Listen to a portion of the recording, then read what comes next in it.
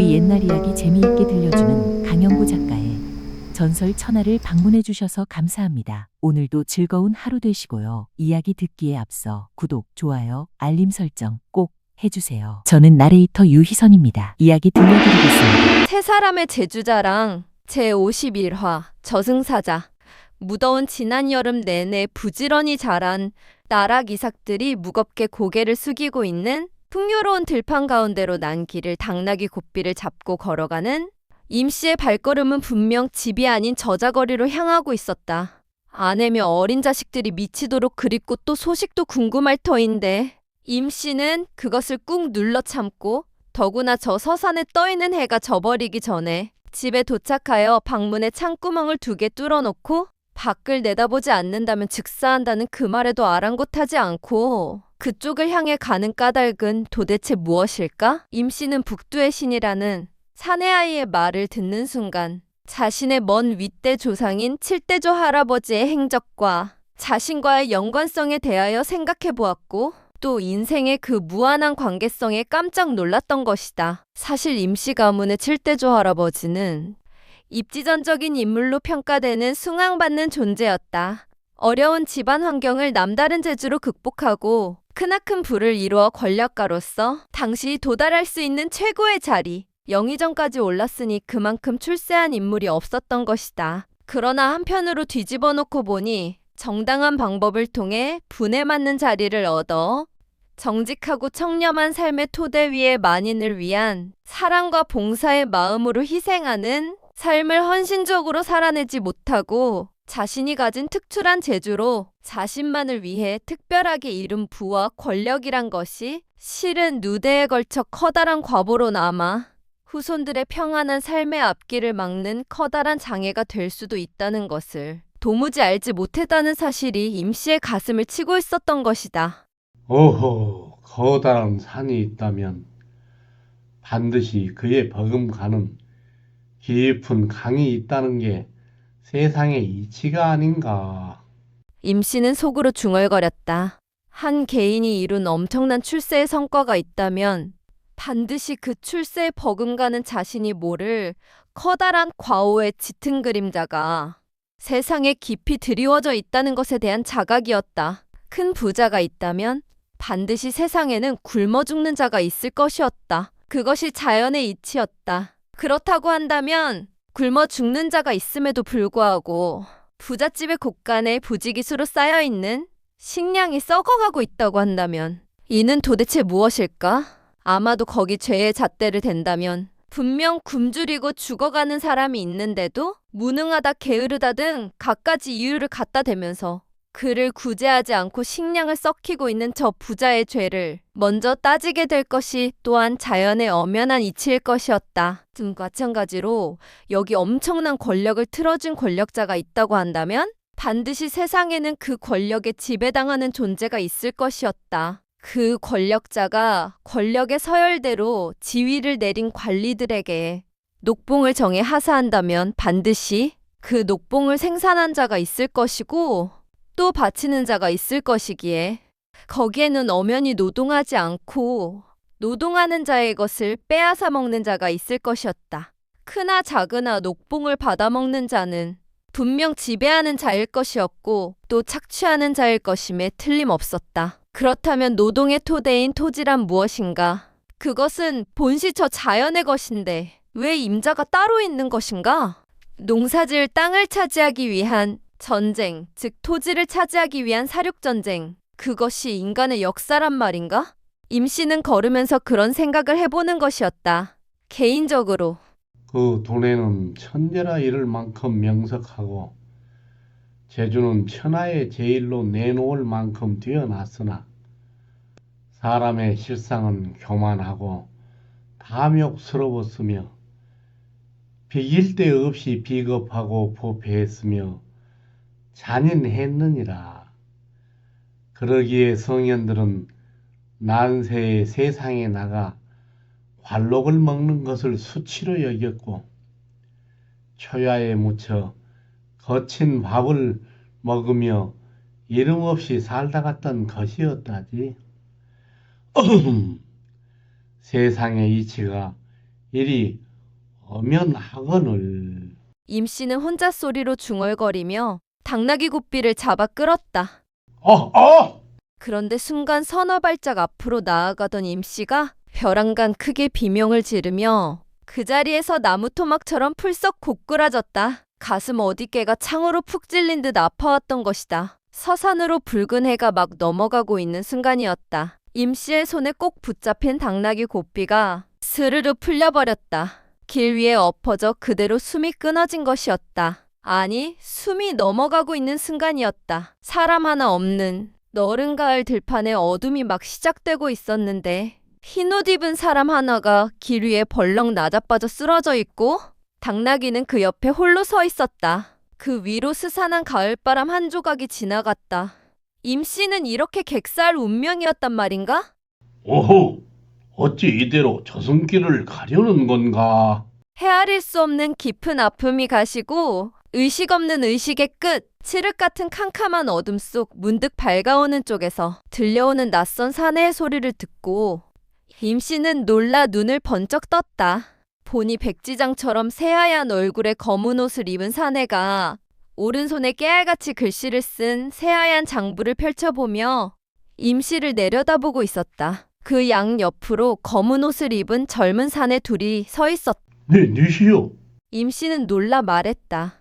나는 염라국의 염라대왕님이 보낸 저승사자입니다. 검은 옷을 입은 표정 없는 사내가 말했다. 기다리고 있었습니다. 어서 가시지요. 임씨는 체념한 듯 말하며 그를 따라가려고 몸을 일으켰다. 실은 지난해 가을 나는 이 마을에 두 차례 왔었지요. 먼저는 최영감을 데리러 왔다가 그냥 갔고 그 다음은 당신과 당신 아내를 데리러 이곳에 왔었는데 그냥 갔었지요. 검은 옷을 입은 저승사자가 장부를 내려다보며 말했다. 그랬었군요. 인생살이가 만만치가 않는 것입니다. 지난날에 어두운 마음의 강을 건너 새로 환한 마음을 열어 살아갈 길이 있는데 이렇게 마다하고 가시는 것도 다 당신의 운명이겠지요? 그렇겠지요.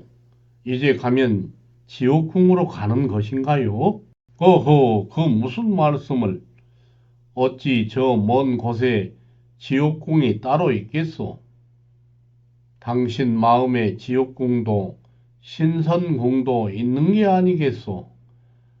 한평생 살아오면서 당신 마음 속에 탐욕과 악행의 지옥을 지었다면 지옥궁에 들 것이고 당신 마음 속에 선행의 신선을 지었다면 신선궁에 드는 것 아니겠소? 검은 옷을 입은 사내가 표정 없이 말했다. 그렇군요. 임씨가 말했다. 헌데 저 많은 재물을 두고 이렇게 가야 하니 섭섭하지 않나요? 실은 저것은 본시 제 것이 아니지 않습니까? 하긴 그렇지요. 세상의 모든 재물은 자연 그대로의 것이지 사람이 임자를 정했다고 하여 어찌 제 것인 재물이 따로 있겠어요. 그런데 굶주리는 아내며 자식들은 어찌 두고 가려는지요. 실은 그게 마음에 걸립니다. 그러나 그 또한 자신들의 삶의 몫이지 않겠습니까? 그렇지요. 가난한 집에 태어났거나 부잣집에 태어났거나 세상을 살아가는 것은 누구나 다 자신의 삶의 몫을 살아가는 것이지요. 가난한 집에 태어났기에 어떤 자는 배고픈 서름을 알고 가난한 자의 처지를 함께 아파하는 참으로 의미 있는 삶을 살다 죽어오는 자도 간혹 있고 또 죄주껏 권력을 틀어쥐고 높은 자리에 앉았기에 혹은 떵떵거리는 부잣집에 태어났기에 자기가 평생 먹고 살아온 쌀 한 톨이 어떻게 누구에 의하여 심어지고 가꾸어지고 거두어 들여져 자신의 입에까지 들어오는 것인지 전혀 알지 못하고 교만하게 도시고 까불면서 허영에만 들떠 허이허식하며 그야말로 무의미한 인생을 살다 죽어오는 자도 더러 있지요. 자, 이제 그만 갑시다. 검은 옷을 입은 저승사자가 임씨 덜어 앞장서라고 손짓했다. 임씨는 일어나 앞서 걸었다. 그렇게 몇 걸음 앞서 걸어가던 임씨가 뒤돌아보며 말했다. 저승사자님, 부탁이 하나 있습니다. 무슨 부탁인가요? 검은 옷을 입은 저승사자가 임씨를 바라보며 말했다. 세 사람의 제주자랑 제52화 생사의 강. 저승사자님, 사실은 살아온 정 때문인지 내 아내와 자식들 얼굴이 도무지 잊혀지지 않는군요. 이승에서는 마지막일 저승으로 가는 이 길에 내 집에 한번 들려가면 어떻겠습니까? 임씨가 사정하는 목소리로 말했다. 임씨는 1년 전 집 떠날 때 마지막으로 보았던 비쩍 마른 아내와 굶주리던 아이들 얼굴이 눈에 밟혀 차마 잊지 못하겠던 것이다. 북두의 신이라는 사내아이의 말에 의하면 잘 살고 있을 것이라고 말하긴 했는데 마지막 가는 이 길에 마음에 걸렸던 것이다. 더구나 아내와 아이들은 지난해 남편이자 아버지인 임씨와 헤어지던 순간이 살아생전의 마지막 모습이었고 또 이렇게 많은 돈을 당나귀 등에 싣고 고향으로 돌아가는 들 가운데 길 위에서 객사에 지금 저승길을 가고 있다는 것은 꿈에도 모를 것이 아닌가? 허허, 조금 전에는 초연한 듯 말씀하시더니 그것이 못내 마음에 걸린가 봅니다. 저승사자가 말했다. 저승사자님, 한 번만 그 얼굴을 보고 가면 어떻겠습니까? 갈 길이 바쁩니다. 미련일랑 거두시지요. 그들을 보고 싶다고 단 하루만이라도, 아니 단 일각만이라도 작별 인사만 나누고 가게 해달라고 사정하는 게 인지상정인 것을 잘 압니다만 그것이 다 이승에서의 헛된 집착이지요. 검은 옷을 입은 저승사자가 냉정하게 잘라 말했다. 하긴 그렇겠군요. 임씨는 체념한 듯 말했다. 정녕 임씨가 저 삼천냥이라는 거금을 실은 당나귀를 끌고 곧장 집으로 돌아가서 북두의 신이라는 사내아이가 말하는 대로 방문의 창구멍 2개를 뚫고 바라보았다면 행복한 삶이 보장되었을 텐데 그것을 거부하고 다른 곳으로 발걸음을 떼었는데 이제 와서 아내와 아이들을 마지막으로 한번 보고 가고 싶다고 말한다는 것이 어째 좀 이상하지 않는가? 임씨는 속으로 인간의 마음이란 본시 이러한 것이로구나 하고 생각한 것이었다. 임씨는 묵묵히 앞서 걸었다. 얼마간 걸으니 생전 보지 못한 시퍼런 강물 앞에 당도했다. 시퍼렇게 흐르는 깊은 강물을 바라보니 옛 어른들 말이 떠올랐다. 죽어 저승에 가는 길에 이승과 저승을 가로지르는 강물을 만난다더니 이게 바로 그 강물인 것 같았다. 이 강을 건너 저편 나루 그곳이 곧 염라국의 것이었다. 아스라이 먼 저 저승에서 자신과 저승사자를 싣고 갈 나룻배를 몰고 저승의 뱃사공이 올 것인가? 하고 생각하며 임씨는 슬그머니 뒤를 돌아보았다. 그런데 앞불싸 자신의 등 뒤에 서 있어야 할 저승사자가 없었다. 도대체 어디로 간 것일까?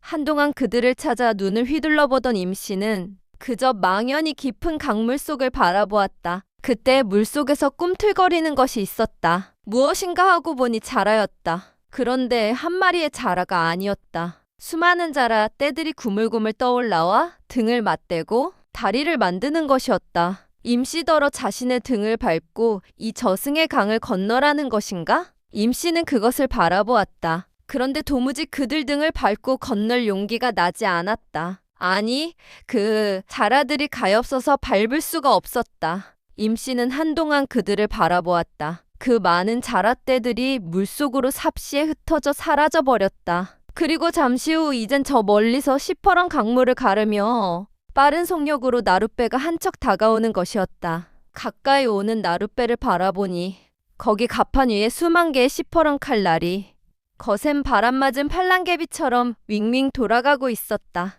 순간 그 나룻배가 나루에 당도하여 임 씨에게 뛰어내리라는 듯 다가섰다. 임 씨는 몸을 오싹 움츠리고 그 번뜩이는 시퍼런 칼날들을 바라보았다. 저 칼날에 몸을 던졌다가는 온몸의 근육과 뼈가 수만 갈래로 끊어져 곤죽이 되고 말 것이었다. 세세손손 지상에 와서 밝은 지혜를 터득해 알지 못하고 애욕과 돈과 권력으로 버무러진 탐욕의 모명 속을 헤매며 많은 악업을 지었다면 내 이제 다 안고 대자연의 섭리 따라 영원히 사라져 가리. 임 씨는 결연한 마음으로 속으로 그렇게 외치며 크게 숨을 들이쉬었다. 한 번, 두 번, 세 번 숨을 끊고 그 칼날 안으로 몸을 던져 뛰어내렸다. 그런데 몸이 땅에 붙은 듯 움직이질 않았다. 임 씨는 다시 심호흡을 깊이 3번 하고 몸을 던졌다.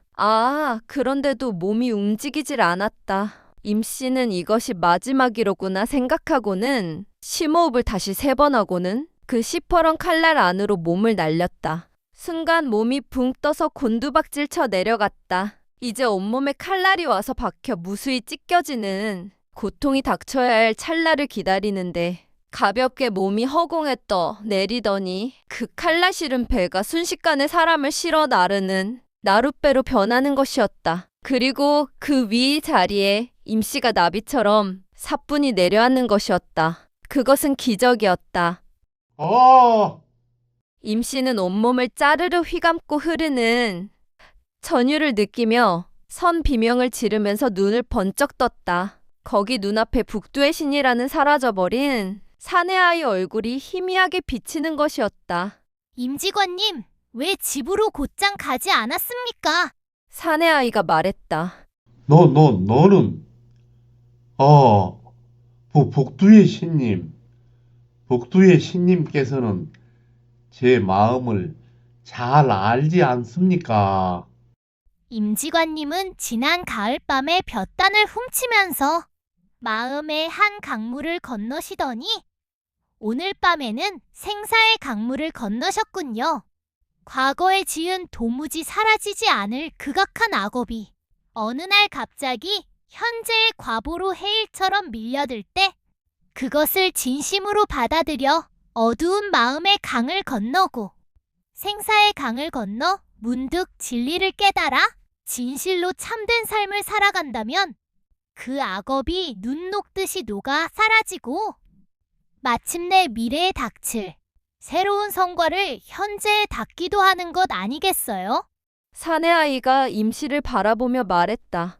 그렇다면 북두의 신님께서는 내일 신새벽 여명까지만 이 생명을 연장해 줄 수 있겠습니까? 방금 생사의 강을 건넜으면서도 임직원님은 아직도 생사에 연연하십니까? 뜻대로 하시지요. 다만 내일 새벽 집에 돌아가거든 반드시 방에 들어가 창구멍을 2개 뚫어놓고 밖을 내다보셔야만 합니다. 그렇지 않으면 즉사하게 될 것입니다. 생사의 강물을 건넜어도 건너지 못한 강물이 있답니다. 그럼 갑니다.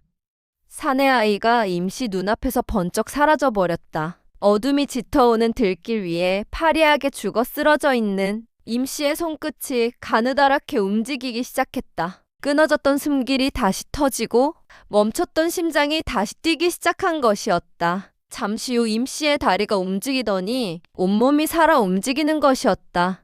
임 씨는 그 자리에서 깨어 일어나 앉았다. 보아하니 배가 고팠던지 당나귀가 어두운 길가에서 혼자 논두개 풀을 뜯어먹고 있었다. 한동안 그렇게 앉아있던 임씨가 벌떡 일어서서 삼천냥을 등 위에 실은 당나귀 고삐를 잡고 소리쳤다. 이놈아, 날이 저물었다. 어서 가자. 오늘 밤 바쁘구나. 임씨는 당나귀 고삐를 끌며 가던 길을 재촉했다. 세 사람의 제주자랑 제53화 진실무망. 임씨는 들길을 지나 어둠이 새까맣게 짙어오는 부산한 저자거리에 당도했다. 장이 다 파한 뒤였는데 아직 국밥집 문이 열려 있었고 거기 취객 서너시 앉아 술을 마시고 있었다.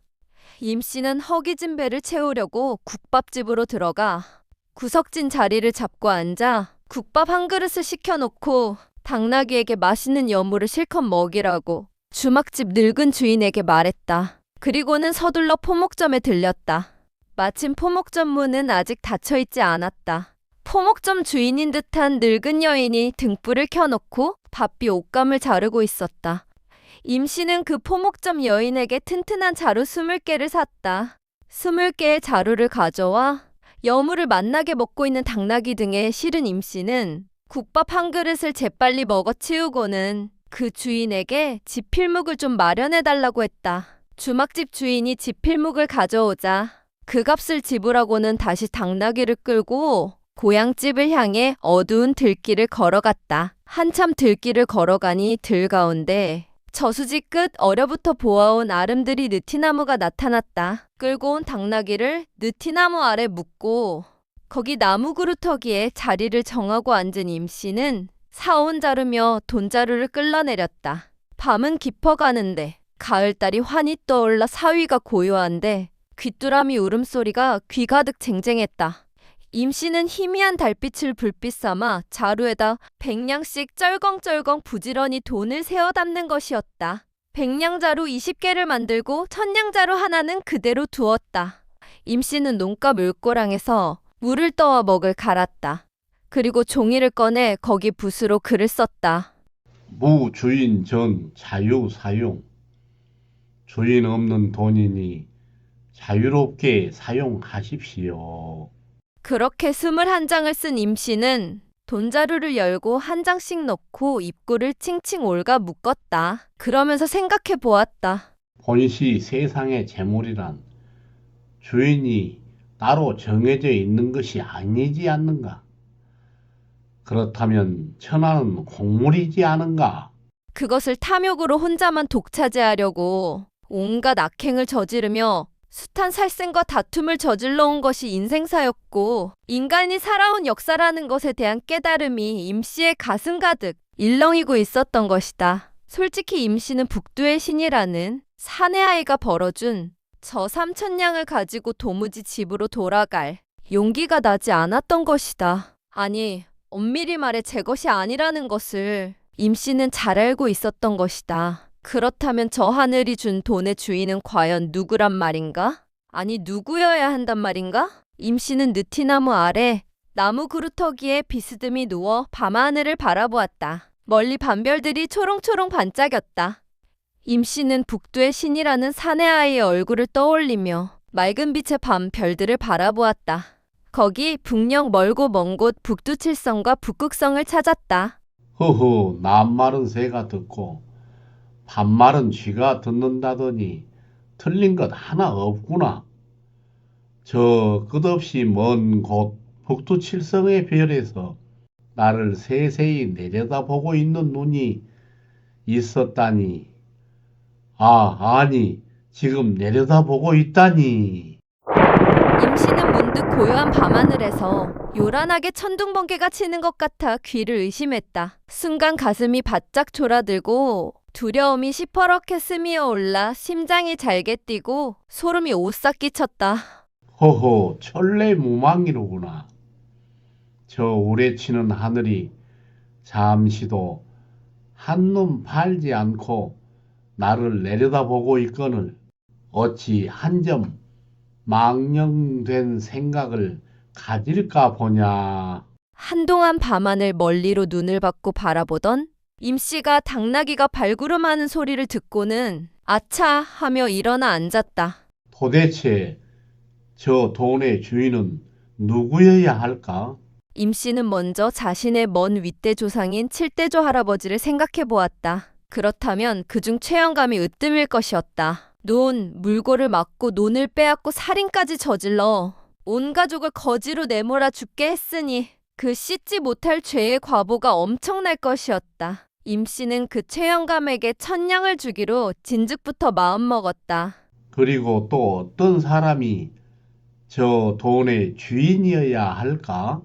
칠대조 할아버지에게 논을 빼앗겼다는 홍대감집은 이미 막대한 부자가 되어 있으니 하늘이 그 과보를 갚아준 셈이었다. 그렇다면 그 칠대조 할아버지의 과보에 눌린 숱한 사람들은 또 누구란 말인가? 그러나 모든 세상의 티끌을 죄다 알고 있다는 신이 아닌 이상 그들을 모두 알 길은 없었다. 아무래도 임 씨가 알고 있는 가난하고 불행한 사람들, 그러나 착하게 살아가는 사람들이 저 주인 없는 돈의 임자일 것이었다. 임 씨는 자신이 함께 살아온 지난날의 이웃들을 떠올려 보았다. 자신도 똑같이 가난하면서도 가난한 처지에 자신에게 한술 뜨거운 밥을 나누어 주던 다정한 이웃들이 있었다.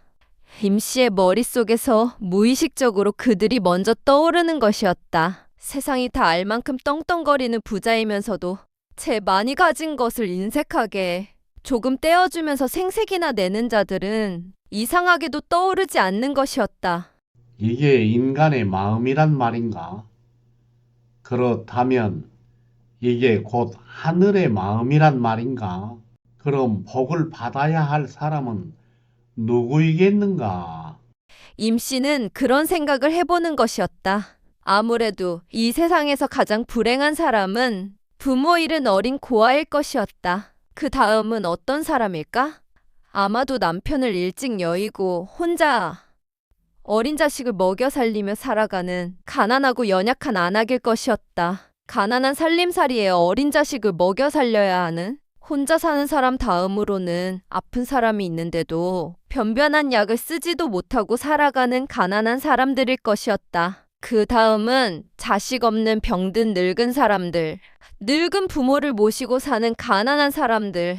이렇게 임 씨는 정말 저 하늘이 주는 돈의 임자가 될 만한 사람을 헤아려 찾아보는 것이었다. 그러한 임 씨의 생각은 티끌 하나 없는 무사심에서 발원한 것이었다. 이 마을 저 마을 임 씨가 알고 있는 몇몇 사람들의 사연을 곰곰이 따져 짚어보던 임 씨는 외려 자신이 아내와 아이들과 밥 없는 고통을 당하며 굶주리며 살아오긴 했어도 아내와 자식들 몸 건강하게 살아온 자신이 그들보다는 더 행복하다는 생각이 넌지시 드는 것이었다. 생각해보니 부모 없는 서름에 남편이나 아내나 자식 죽은 이별의 슬픈 사연을 안고 살아가는 사람들에서부터 말 못하고 듣지 못하는 사람들, 그리고 팔이 하나 없거나 다리 부러진 사람에 아픈 사람이 병석에 누워있는 집이며 늙고 병든 부모, 공양도 못하고 빚에 시달리며 매일 한숨이나 내쉬며 집도 절도 없이 떼거리로 거지가 되어 몰려다니면서 굶주리며 살아가는 사람들까지 부지기수로 떠오르는 것이었다.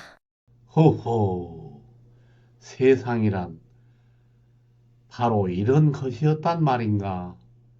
나는 내 아픈 사연에만 젖어 살면서 다른 이웃의 더 큰 아픔은 전혀 돌아보지 못하였구나. 임 씨는 그렇게 생각하며 자리에서 벌떡 일어났다. 그러기에 저 하늘의 오래소리와 관계없이 성현은 늘 진실무망하였던 것이로구나. 임 씨는 커다란 깨달음을 얻은 듯 기뻐하며 밤하늘의 먼 별을 바라보며 그렇게 중얼거렸다. 까닭 모를 희열이 임 씨의 가슴 가득 벅차오르고 있었던 것이다. 세 사람의 제주자랑 제54화 무공덕 3000냥을 각각의 주머니에 나누어 등 위에 실은 당나귀 고삐를 잡고 달빛이 환하게 내리비치는 들길을 걸어 임 씨는 낯익은 마을길로 접어들었다. 마을 앞 삼거리 길 왼쪽 길로 가면 바로 임 씨의 집이었다. 임 씨는 어둠이 짙은 그쪽을 바라보다가 오른쪽 길로 접어들었다. 흙에 돌을 끼어 쌓은 높은 담이 이어지는 좁은 길이었다. 홍대감네 커다란 집을 감싸는 돌담길이었다. 임 씨는 그 길을 빙 돌아 걸어 위로 올라갔다. 커다란 은행나무가 서 있는 홍대감내 뒷뜰을 끼고 담을 지나 돌아가면 거기 작은 오두막집이 나타났다. 그곳이 최영감네 집이었다. 최영감네 집은 작은 초가집이었다. 줄줄이 낳은 여러 자식들과 함께 사는 최영감은 임씨에게는 늘 표독스럽게 대했다. 자기가 가난하게 살면 가난한 사람에게 너그러운 법이었지만 최영감은 임씨를 산나무를 캐거나 나무하는 산에서 만나거나 들길에서 우연히 만나기라도 하면 유독 사납게 쏘아보았고 비아냥거렸다. 고른 뱃속에 거미줄 튀겠구나. 풀죽도 못 먹은 얼굴로 임씨가 지나가면 배고른 늑대처럼 비쩍 마른 최영감은 임씨를 건드렸다. 없는 놈이 자식은 뭐하러 그렇게 많이 낳았어? 줄줄이 마른 노가리나 엮어라.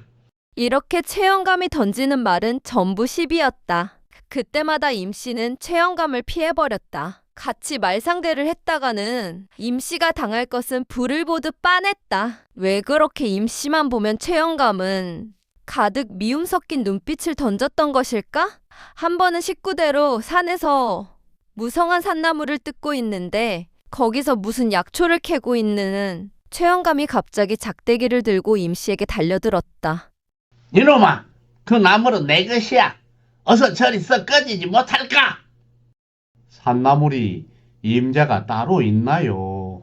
무슨 산에 나물이 임자가 따로 있단 말인가? 임씨는 아이들과 함께 나무를 뜯어 바구니에 담으며 최영감을 쓱 올려다보며 말했다. 이놈아, 내가 임자다. 이 죽을 때까지 빌어먹을 거지놈아. 최영감이 눈에 쌍심지를 켜고 작대기를 후려칠 기세로 달려들었다. 그 최영감의 눈빛에 사리가 번뜩거렸다. 임씨는 그만 아이들을 데리고 그곳을 불이 나게 피해버렸다. 그런 최영감은 마을에서도 사납고 지독하기로 유명했다. 가난하게 살면서도 이웃 간의 싸움을 곧잘했고 성질이 난폭했다. 특히 이를 오라 하는 땅마지기 꽤나 가진 강자에게는 비구라리만큼 굽실거리면서도 임씨처럼 가난하고 약한 자에게는 몹시 사납고 지독했다. 임씨는 그런 최영감이 가까이 다가올 적마다 미리부터 겁을 먹고 피해버리곤 했던 것이다. 그런데 그러한 최영감이 실은 임씨의 칠대조 할아버지에게 논을 억지로 통째로 팔아야 했던 일 때문에 대낮에 낫을 들고 대들다가 원통하게 죽임을 당한 후손이라니, 아니 그 자신이라니. 임씨는 그것을 생각하며 깊이 고개를 끄덕거렸다. 자신도 모를 누대에 걸친 원한이 무의식 속에 깊이 사무쳐 현재의 분노로 표출되는 것이라고 한다면 이는 무엇을 의미하는 것일까? 임씨는 오랜 시간과 공간을 뛰어넘어 그것이 그치지 않고 그대로 남아 오늘의 자신에게 그대로 들이닥친다는 사실에 놀라고 있었던 것이다. 그러한 최영감의 성격도 그 먼 옛날에 피맺힌 원한과 무관하지 않다고 생각하니 왠지 임씨는 마음이 아파왔다. 임씨는 최영감의 오두막집 쌀이문 앞에서 최영감 집을 바라보았다. 등불이 꺼진 방에 어둠이 짙게 드리워져 있었다. 아마도 식구들이 모두 잠을 자는 모양이었다. 임씨는 당나귀 등에서 조심스럽게 천냥이 든 무거운 자루를 풀어 어깨 위로 짊어졌다. 임씨는 발 딛는 소리가 나지 않게 살금살금 도둑고양이처럼 대문을 지나 좁은 마당을 가로질러 갔다. 그리고는 조그마한 토박마루 위에 살그머니 천냥이 든 돈자루를 올려놓고는 재빨리 그 집을 빠져나왔다. 다음은 어디로 갈까? 임씨는 당나귀 고삐를 끌고 골목을 빠져나오며 생각했다. 마을 뒷골목 어귀에 있는 무당집에 가야 했다. 거기 늙은 무당이 살고 있었는데 부모 죽은 거지 같은 어린아이들을 서넛 데려와 오래전부터 함께 살고 있었다. 그런데 그 늙은 무당은 몸이 아파 곧 죽을 지경이었다. 몸이 아픈 늙은 무당의 어린아이들 서넛이 천시받으며 밥도 못 먹고 힘들게 사는데 그곳에 들려 저 돈자루를 주어야 했다. 임씨는 마을 뒷골목 어귀에 있는 무당집에 들려 돈 100냥이 든 자루 하나를 그 집 마루 위에 슬그머니 올려두고 왔다. 그 다음은 어디로 갈까? 임씨는 발길을 이웃마을로 돌렸다. 이웃마을에는 어린아이들이 5인 가난한 젊은 과부가 살고 있었다. 젊어 남편이 죽고 혼자 사는 과부는 아이들 먹여 살리느라 죽을 힘을 썼다. 임 씨는 그 젊은 과부에게도 돈자루를 하나 주어야 했다. 몸이 아픈 사람, 병든 늙은 부모를 모시고 사는 사람, 논밭도 없고 일을 오란 곳도 없어 밥을 못 먹고 사는 배골는 사람, 세상에 갖은 불행한 사연을 가진 가난한 사람들을 찾아 임 씨는 어둠 속을 바삐 돌아다녔다. 이 마을에서 저 마을로 어두운 밤길을 돌아다닌 임 씨는 마침내 새벽녘에야 그 일을 마칠 수 있었다. 이 세상에서 배골지 않고 잘 먹고 잘 사는 이름 드날리는 명예를 거머쥔 명망가나 높은 자리에 앉아 관록을 먹는 권력가나 백석지기 부자에게 임씨가 돈을 가져다 주었다면 그것은 곧 임씨 자신의 현세의 이득과 특혜를 위한 뇌물이었겠지만 밤새 임씨가 돌아다니며 돈자루를 주고 온 사람들은 모두 임씨보다는 가난하고 불행한 사람들이었다. 그것이 곧 뇌물과 사심 없는 마음과의 엄연한 차이였던 것이다. 등위가 가벼워진 당나귀를 끌고 임씨는 마침내 자기 집으로 향했다.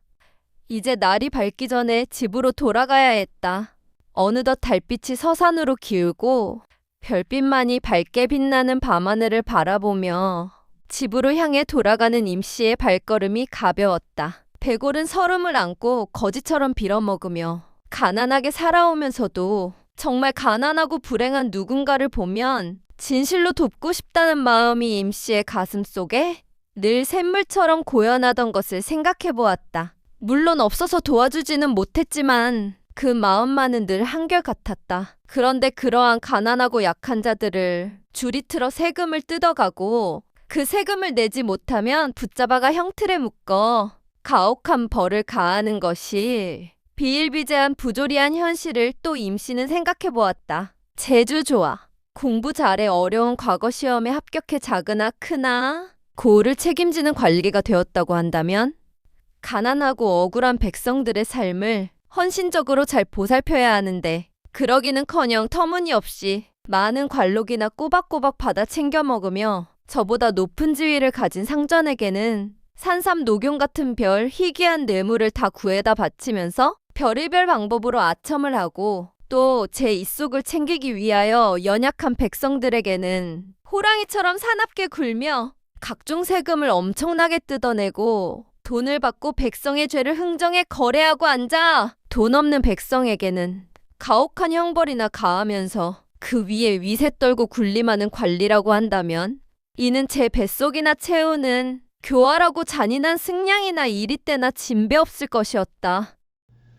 허허, 그리하여 성현은 이름 없이 초야에 묻혀 살며 거친 밥 먹기를 즐겨 하였고 사람은 제 가진 것을 불행한 이와 나눌 때 진실로 행복한 것이었구나. 그렇게 생각하는 임씨의 마음은 날아갈 듯 가벼웠다. 자신도 모르는 행복감이 가슴 가득 밀물져 올라왔다. 임씨가 그 돈을 집으로 그냥 몽땅 가지고 갔더라면 아마도 이 기분은 도무지 느낄 수 없었을 것이었다. 아니, 그 많은 돈을 가져가 자신과 아내와 자식들이 몇백 년 편안하게 살아갈 욕심을 채웠다면 그 기분은 당장은 좋았을지 몰랐지만 이러한 무량한 행복감은 도무지 느낄 수 없었을 것이었다. 그러나 오늘 밤 임씨 자신이 한 행동은 도대체 무엇일까? 엄밀히 따져보면 그것은 임씨 자신의 것으로 베푼 것이 아니었다. 아니, 본씨 자신의 것이 하나도 없는 게 이 세상이라고 한다면 그저 인간의 마음 그대로, 아니, 하늘의 마음 그대로 그 돈이 절실히 필요할 가난하고 불행한 사람들에게 하늘이 준 그 돈을 다 나누어 주었을 뿐인데 왜 이리 기분이 좋고 마음에 행복감이 넘친단 말인가? 임씨는 밤하늘의 별을 바라보며 맑게 웃었다. 바라는 것도 두려움도 한 점 없는 그저 한량없는 빈마음 그뿐이었다. 허허, 나의 공은 티끌만큼도 없는 그야말로 무공덕인데 마음은 천하를 얻은 것 같이 행복하구나. 이게 성현이 말한 가난 속에 편안히 도를 즐기며 산다는 안빈 낙도라는 것이련가. 임 씨는 특별한 기분에 젖어 이렇게 중얼거리며 집으로 가는 발길을 재촉했다. 벌써 동이 터오는지 하늘의 밝은 별이 하나둘 사위어 가고 동쪽 하늘이 환히 밝아오고 있었다. 어서 집으로 돌아가 그리운 아내며 자식들을 만나보고 이 자리에서 즉사에 죽지 않으려면 북두의 신이라는 사내아이가 말했듯이 방문 창구멍에 구멍을 2개 뚫어놓고 밖을 내다보아야만 했다. 마음이 바쁜 임 씨는 멀리 보이는 자신의 집 쌀이문을 향해 당나귀 고삐를 잡고 쟁걸음으로 달려갔다. 세 사람의 제주자랑 제55화 상전벽해에 임 씨는 당나귀 고삐를 끌고 한달음에 달려 꿈결에도 그리던 낯익은 집 앞 골목으로 들어섰다. 오른쪽으로 쌀이 울타리를 끼고 돌아 몇 발자국 더 가면 거기 쌀이문이 있을 것이었다. 그런데 임 씨가 쌀이로 엮어막은 울타리를 돌아서며 벌겋게 동이 터오는 희뿌연 빛에 드러난 자기가 살던 집을 바라보니 예전 자신이 살던 조그마한 초가집이 아니었다. 반듯하게 잘 지어진 기와집이 한 채 거기 서 있었다. 이게 도대체 뭐란 말인가? 임 씨는 놀란 가슴으로 그 집을 바라보았다. 가짜 직원 행세라도 해서 돈을 벌어오라고 등을 떠밀던 아내와 두고 온 어린 자식들이 모진 사연을 만나 옛날 집을 팔아버리고 어디론가 멀리 떠나버린 것은 아닐까? 임 씨는 불길한 생각에 온몸을 바르르 떨며 대문 앞으로 갔다. 보니 예전 그 쌀이 대문이 아니었다. 널빤지로 짜 만든 제법 근사한 대문이었다. 비스듬히 열린 그 대문을 통해 집안을 바라보던 임 씨는 놀란 가슴을 부여잡고 영문이나 알아보자 하고 대범하게 당나귀를 끌고 그 대문을 밀치고 하고 큰 기침을 하며 마당으로 들어섰다.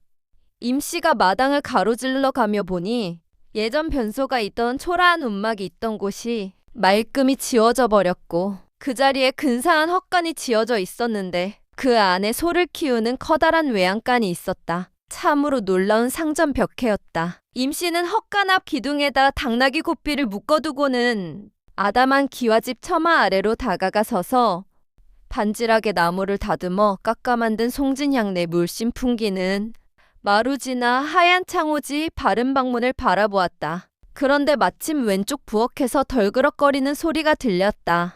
혹여 새벽에 일찍 일어난 집 주인 여자가 아침을 지으려고 마을에 있는 우물에 물을 길러가려고 하는 것일까?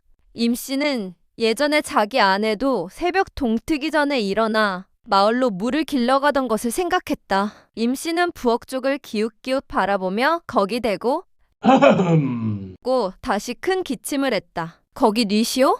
그때 마침 안에 있는 여인네가 인기척을 느꼈는지 가느다란 목소리가 불쑥 솟아오르는가 싶었는데 그와 동시에 부엌문이 덜컥 열렸다. 보니 임씨 아내였다. 여보, 당신이 돌아오셨나요? 임씨의 아내가 임씨를 바라보며 소리쳤다. 그렇다오.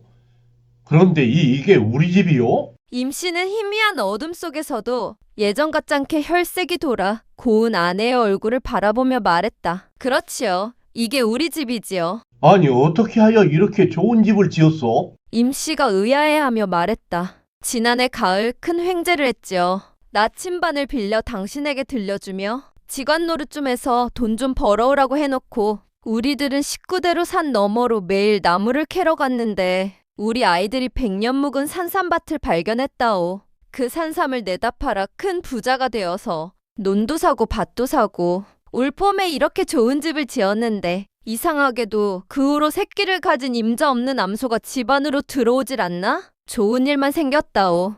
아내의 말을 들은 임 씨는 자신도 모르게 떡 벌어진 입을 닫지 못하고 문득 밤하늘 먼데로 고개를 돌려 한 곳을 바라보았다. 거기 이미 별빛은 사라져버리고 없었다. 그러나 그 자리에 분명 별은 눈을 뜨고 있을 것이었다. 아하. 임 씨가 한참 북쪽 하늘을 바라보며 멍하니 서 있는데 아내가 임 씨를 바라보며 말했다. 그런데 당신은 돈 좀 벌어왔나요? 임 씨, 아내가 돈 타령을 했다. 풍수에 풍자도 모르는 내가 무슨 수로 돈을 벌 재간이 있었겠소. 임 씨가 말하며 말끝을 흐렸다. 하긴 내가 당신 돈 벌어오라고 내쫓은 것부터가 큰 잘못이었지. 어떻게 당신이 남의 것을 벌어올 재주가 있겠어요? 임씨 아내가 핀잔하듯 말했다. 그래도 내 당나귀를 한 마리 얻어왔잖소. 임씨가 헛간 앞에 메어둔 당나귀를 손가락으로 가리키며 말했다. 임씨의 아내가 임씨가 가리키는 외양간 앞에 메어둔 당나귀를 멀거니 바라보며 말했다. 애구구, 저깟 당나귀 어디다 쓰겠어요. 하긴 당신 나들이 할 때나 무거운 짐 실어 나를 때 좋겠구려. 아주 쓰임새가 많을 거요. 그런데 아이들은 다 건강하오? 임씨가 말했다. 아참, 그렇지. 다들 아버지가 무사히 돌아오기만을 학수고대하고 있지요. 이놈들아, 아버지 돌아오셨다. 어서 일어나라. 기쁨에 젖은 임씨, 아내가 방 안을 바라보며 소리쳤다. 그 소리를 잠결에 들은 아이들이 부산히 일어나 방문을 열고 눈을 비비고 나와 아버지 하고 부르며 인사를 하고는 임씨에게 엉겨들었다.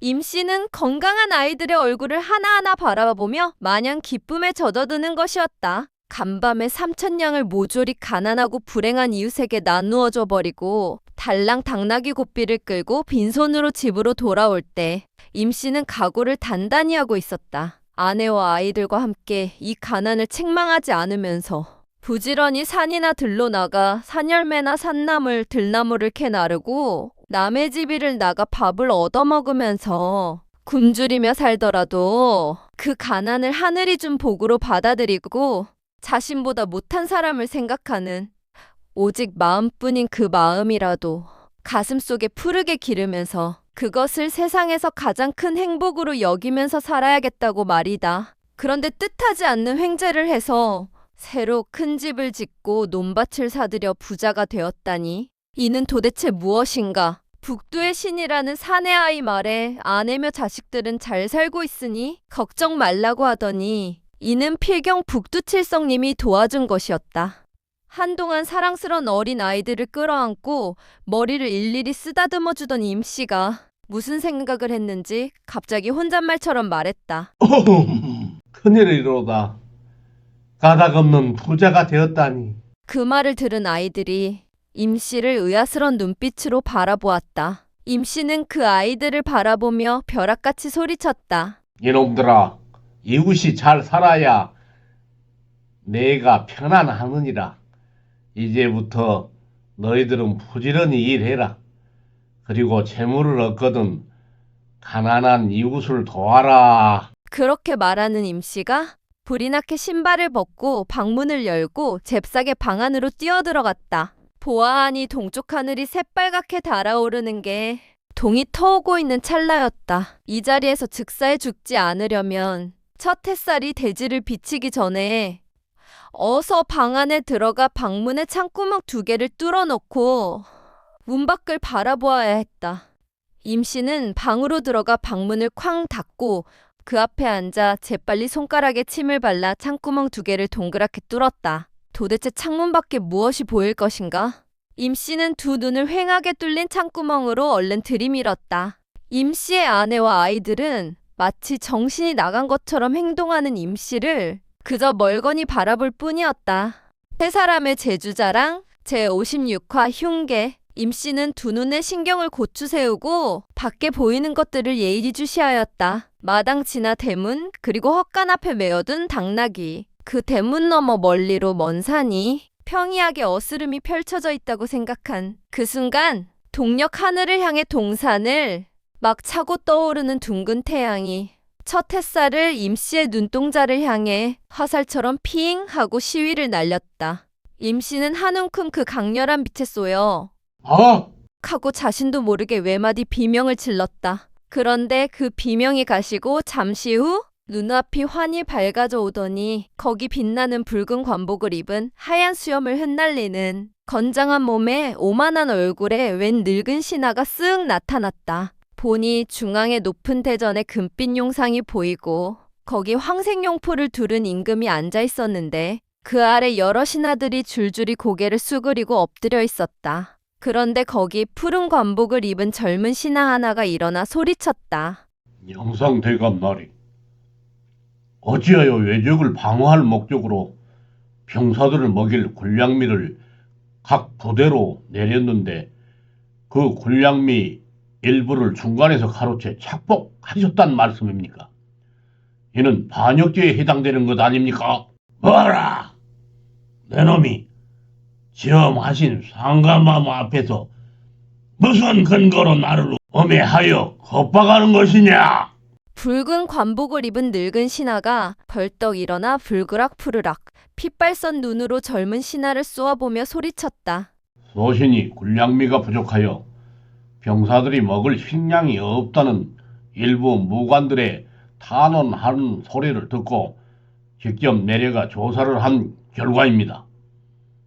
영상대감께서 상감마마께서 내려보낸 군량미를 중간에 사람을 시켜 착복했다는 것을 확인했습니다. 더구나 영상대감은 지금까지 어마어마한 재산을 축적하기 위해 권력을 함부로 남용하여 숱한 인명을 살상했고 벼슬자리를 금품을 받고 거래하는 등 오만 가지 악행을 서슴지 않았습니다. 나라의 기강을 부려 백성들의 삶을 도탄에 빠뜨리는 결과를 초래하고 있습니다. 일국의 영상대감이란 자가 이러한 악행과 권력 남용을 일삼아서야 되겠습니까? 젊은 신하가 카랑카랑한 목소리로 말했다. 납작 엎으려 있던 다른 신하들도 그 소리를 듣고는 젊은 신하와 영상대감이라는 늙은 신하의 얼굴을 흘끔흘끔 바라보았다. 내 놈이 죽고 싶어 환장을 한 것이로구나. 상감마마 앞에서 나를 모함하여 능멸하다니 너의 죄는 내 놈 목숨으로도 갚지 못할 죄라는 것을 아느냐? 늙은 신하가 입에 거품을 물고 호통을 쳤다. 허허, 이 무슨 소란이란 말이냐? 그만들 두어라. 황색 용포를 두른 임금이 근엄한 목소리로 말했다. 상감마마, 영상대감의 죄상을 백일하에 밝혀 만 백성의 억울함을 풀어 나라의 기강을 바로 잡아주시기 바라옵니다. 또랑또랑한 목소리로 젊은 신하가 말했다.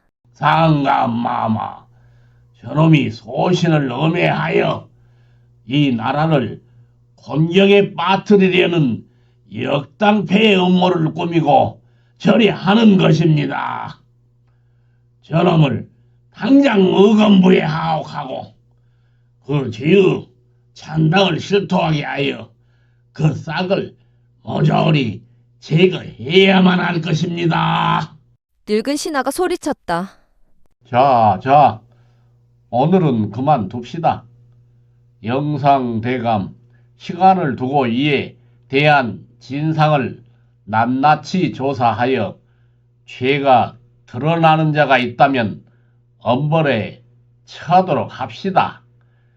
이제 자리를 파도록 합시다. 용포를 두른 임금이 이렇게 말하고는 몸을 일으켜 대전을 나갔다.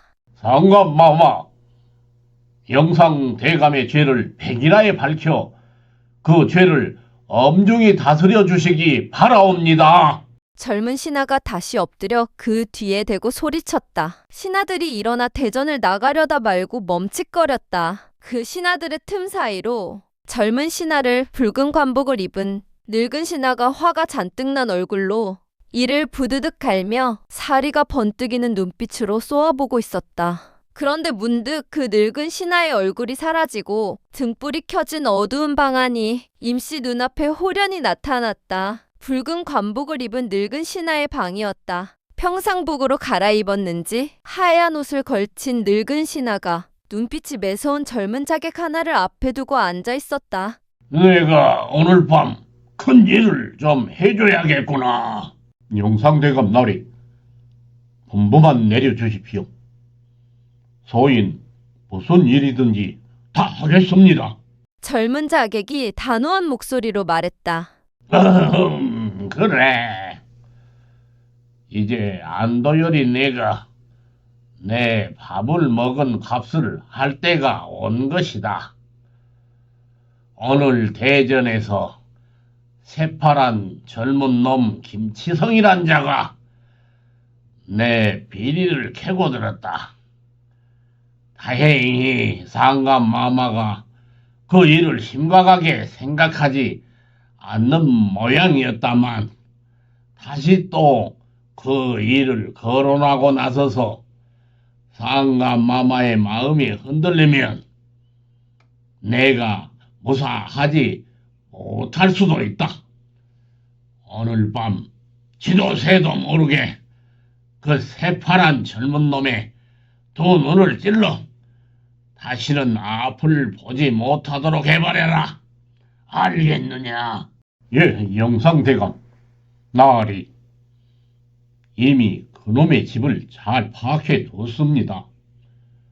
다 쓰러져 가는 오두막 집에서 늙은 노모와 단둘이 살고 있는데 일이 매우 쉽게 성사가 될 것 같습니다.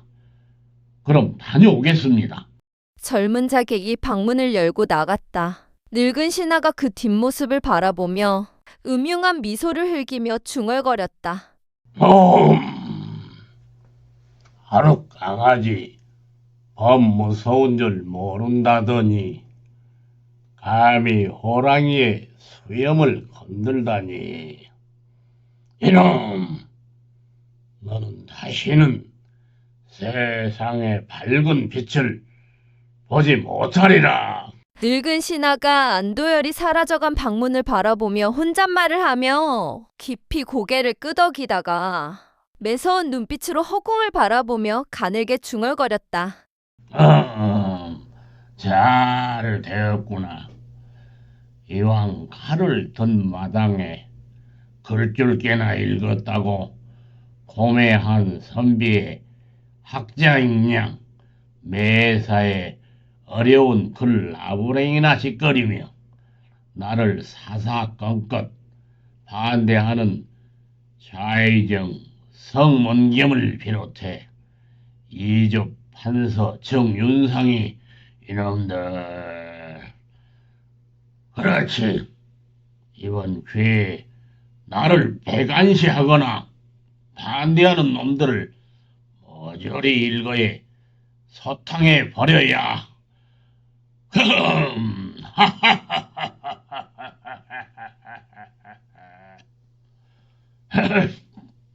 그러고 보니 실은 그놈들이 김치성이의 진짜 숨은 배우일 수도 있지 않겠는가? 그렇지. 그렇지.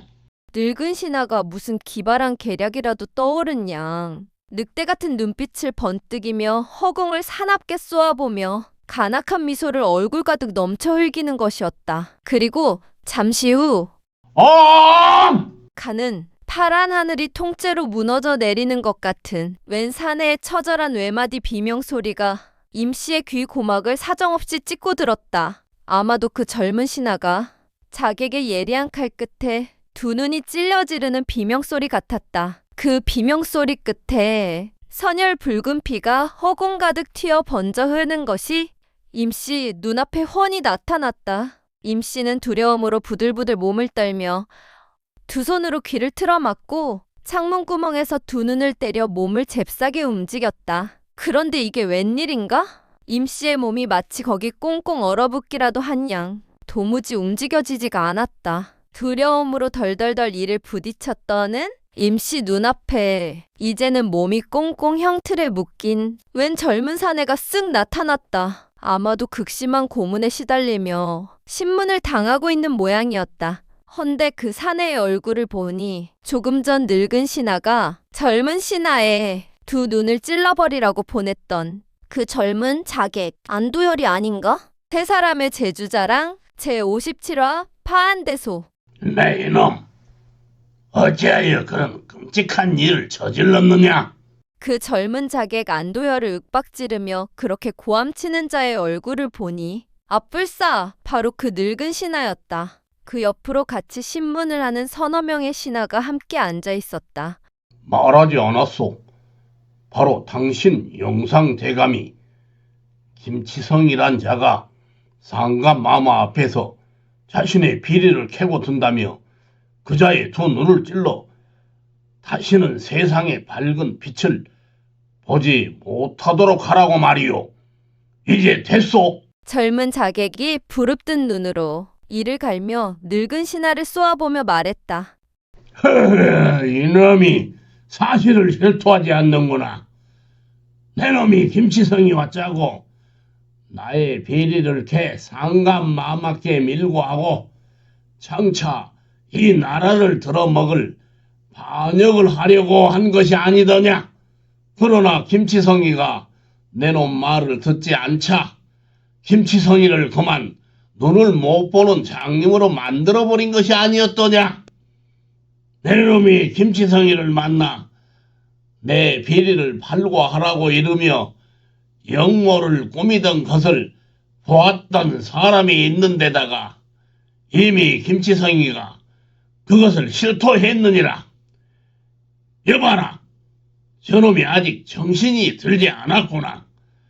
진실을 말할 때까지 인두로 저놈을 사정없이 찢어라. 늙은 신하가 소리쳤다. 벌건 숯불이 이글거리는 커다란 화로에 풀무지를 해 달구던 인두를 여러 개 달구고 있던 병졸들이 그중 벌건 것 하나를 들더니 젊은 자객의 허리깨를 푹 찔렀다. 아우! 짧은 비명이 솟아오르더니 젊은 자객이 머리를 푹 수그려 버렸다. 기절한 것이었다. 찬물을 끼얹어라. 늙은 신하가 소리쳤다.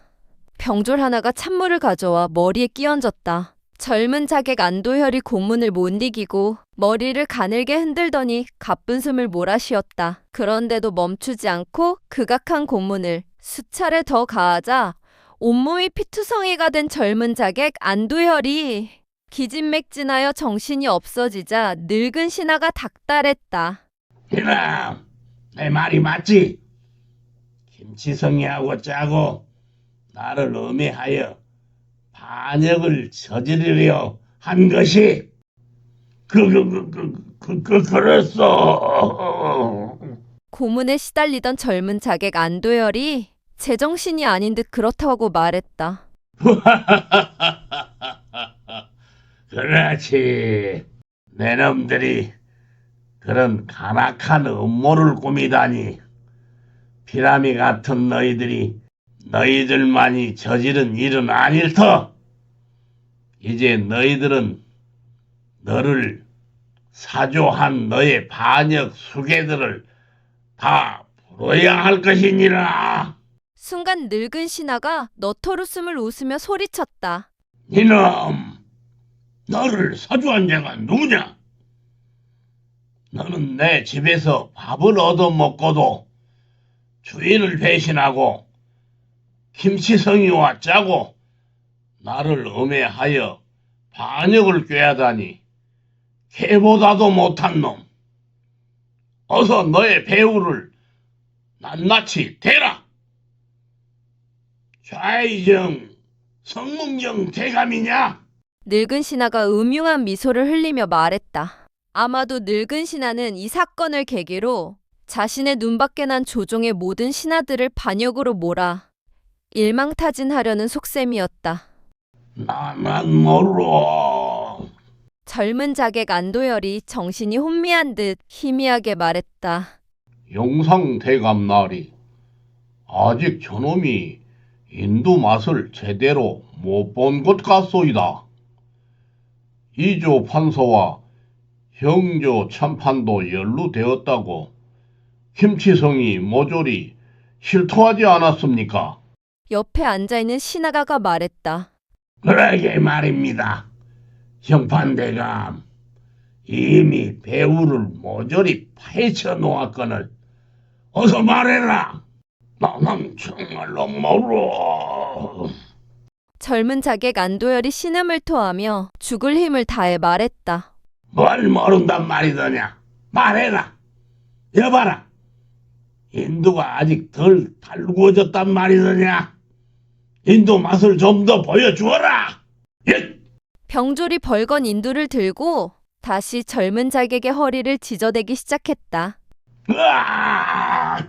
카는 비명소리와 더불어 살이 타는 냄새가 났다. 그 처참한 상황에서 늙은 신하가 그치지 않고 신문을 가했다. 가이쟁이 그랬더냐. 이조 판서가 그랬더냐.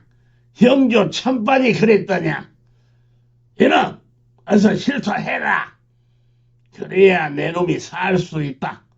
여봐라, 인도가 식었다. 어서 인도를 바꾸거라. 늙은 신하가 호통을 치며 연호하는 그들은 모두 늙은 신하의 정적들이었다. 병졸이 벌겋게 달구어진 새 인두를 가져다 안도열의 허리깨를 다시 지저댔다. 극악한 비명을 지르며 수없이 까무러치기를 또 몇 번. 젊은 자객 안도열은 도무지 버틸 수가 없었는지 급기야 늙은 신하가 원하는 대로 대답을 하기 시작했다. 예, 좌유정 대감이 그랬습니다. 이조 판사가 그랬습니다. 형조 참판이 그랬습니다. 그렇게 말을 하던 젊은 자객 안도열이 가늘게 숨을 몰아쉬더니 머리를 푹 숙이고 고꾸라져 버렸다. 이런 고얀 놈들이 감히 상감마마께 반역을 하려 하다니. 형판대감 들었지요? 여봐라, 어서 죄인들을 잡아들여라. 그리고 저놈을 잘 치료해주고 먹을 것을 듬뿍 주어라. 아직 더 쓸모가 있느니라. 늙은 신하가 명령했다. 명령을 받은 병졸들이 창을 들고 우르르 달려갔다. 늙은 신하는 반역에 관련된 자들의 이름을 적은 명부를 들고 신하들과 함께 대전으로 의기양양하게 달려갔다. 초주검이 된 젊은 자객 안도열이 머리를 푹 숙인 채로 신음을 하며 넋이 나간 듯 자신도 모르게 가늘게 중얼거리면서 비명을 지르며 흐느꼈다.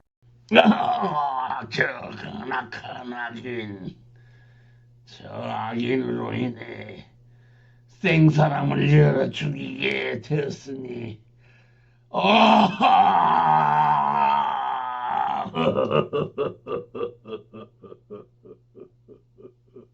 그 모습을 본 임씨는 숨이 막혀 그 자리에서 그만 기절할 지경이었다. 다시 임금이 앉아있는 화려한 대전이 나타났다. 신하들이 모두 엎드려 있는 가운데 황금 옥좌에 앉은 임금이 말했다.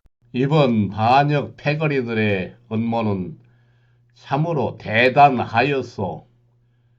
좌이정 성문겸 이조 판서 정윤상이 그 수괴였다니 참으로 놀랄 일이었소. 이러한 반역 도당을 소탕하는데 영상 대감의 공이 제일 크고, 하마터면 반역 패거리들의 준동에 휘말려 나라를 잃는 혼란에 직면할 뻔했소. 78인의 반역 패거리들을 모조리 적발하여 그 일가 친척과 관련인 2천 여인을 붙잡아 죄의 경중에 따라 처형하거나 유배를 보냈으니 신들은 자신이 맡은 본분을 하시라도 망각하지 말고 끝까지 최선을 다해주기 바라오.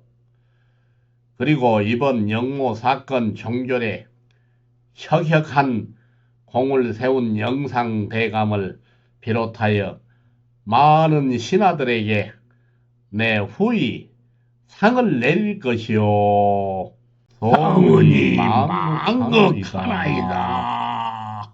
임금의 말에 신하들이 외쳤다. 임금이 대전에서 물러가고 신하들과 함께 대전을 물러나오는 늙은 신하의 얼굴에 한박꽃 같은 웃음이 피어났다. 이번 반역을 소탕하는데 함께한 형판 대감을 위시한 그 신하들의 공이 매우 클소.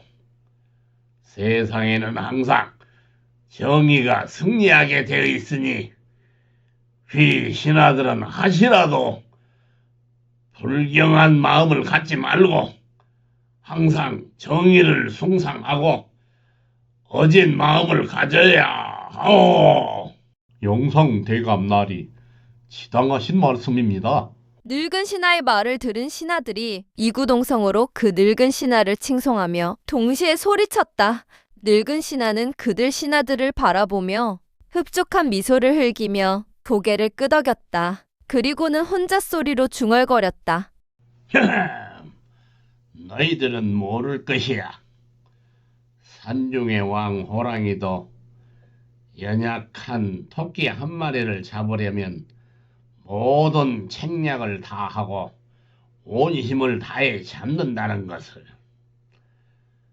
내 힘이 강하다고 상대를 얕잡아보고 대강 대했다가는 외려 큰 화를 당하게 되어 있지. 이놈들아, 너희들은 아직 모를 것이야. 조심하거라 이놈들아. 잘 보았지? 지독한 비밀인내를. 내 눈밖에 나면 언제 내 놈들 목줄을 따게 될지 모르거늘.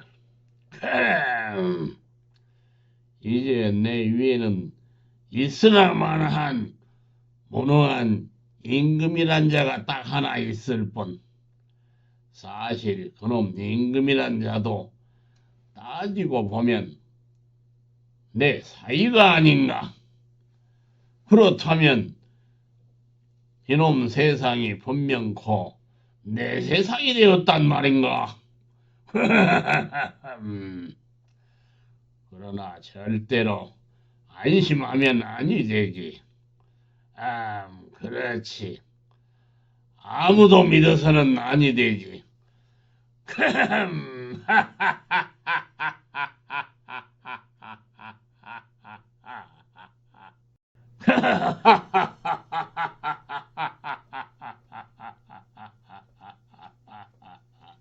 그것을 바라보고 있는 임씨는 저런 천하의 간악한 악인 하고 자신도 모르게 크게 소리를 질렀다. 그러나 그 소리는 입 밖에 나오지 않았다. 혹여 꿈을 꾸고 있는 것은 아닐까? 임씨는 저절로 돌아가는 활동사진 같이 펼쳐지는 눈앞의 장면들을 넋을 놓고 바라보았다.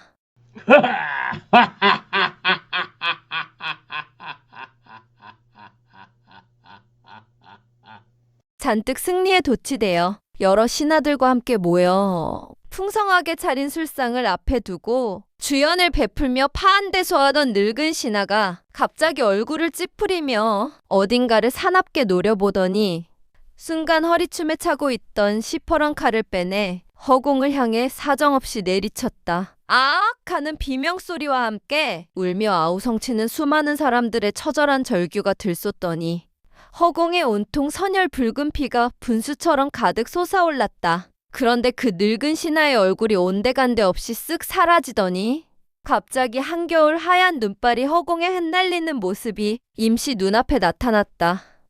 임씨는 펑펑펑펑 하염없이 쏟아지는 새하얀 눈송이를 바라보며 눈망울을 요리조리 굴렸다. 그런데 그 눈앞에 대궐같이 커다란 뉘집에 대문 밖 문간 난간에 허리가 구부정한 늙은 노비 하나가 막 붉은 조등을 내걸고 있었다. 누가 죽은 모양이었다. 세 사람의 제주자랑 제58화 죽음. 그 집안에서 아이고 아이고 하는 호곡 소리가 일제히 흘러나왔다. 임씨의 놀란 눈동자 앞으로 그 집의 방안 풍경이 쓱 나타났다. 산수화가 그려진 병풍이 둘러쳐진 그 방 아랫목에 늙은 신하가 반듯하게 누워 있었다. 천하의 권력과 부귀와 영화란 영화는 다 누리면서 향년 90세로 오늘 오전 4시 그 늙은 신하가 지금 막 숨이 끊어진 것이었다. 방 안에 가득 찬 아들내며 딸내들 그리고 손자, 손녀들이 아이고 아이고 슬피 울며 호곡을 하는 것이었다. 자, 이제 이승의 연이 다 끝났으니 그만 가시지요. 임씨가 소리가 나는 곳을 보니 바로 검은 옷을 입은 저승사자가 방 안 한가운데 서 있었다. 저승사자의 얼굴을 본 임씨는 소스라치게 놀랐다. 바로 임씨가 지난밤에 보았던 그 얼굴의 저승사자였다. 그 옆으로 지난밤에 임씨에게 함께 왔던 검은 옷을 입은 젊은 저승사자 둘이 서 있었다. 네 이놈들, 내 아직 할 일이 많이 남았는데 어찌 저승을 데려간단 말이냐? 늙은 신하의 영혼이 아랫목에 반듯하게 누운 자기 몸을 붙들고 노발대발 소리치는 것이었다. 어허, 일국의 영상대감까지 지내신 분이 이리 설안을 피우시면 되겠습니까? 백지장처럼 얼굴이 새하얀 저승사자가 가늘게 미소를 머금고 타이르듯 말했다.